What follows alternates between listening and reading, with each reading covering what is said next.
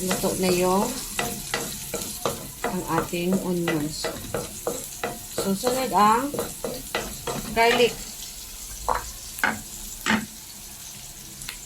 Depende naman sa inyo yan guys kung alin ang una yung garlic o kaya onion. Sa akin lang guys, ito yung gusto ko kasi mabilis lang itong masunog itong bawang eh.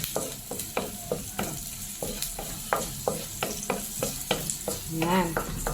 Gisa lang natin guys. Saute natin ng ilang minutes. So pag mabango na siya, pwede na natin isunod yung ating chicken. Parang andito na yung mga amo ko.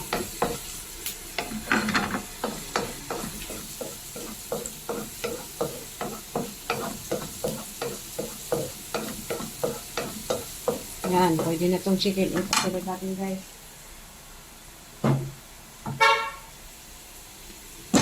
Nawag yata ako.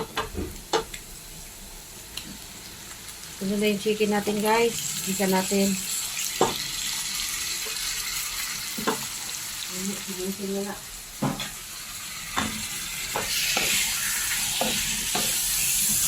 Isa-isa lang.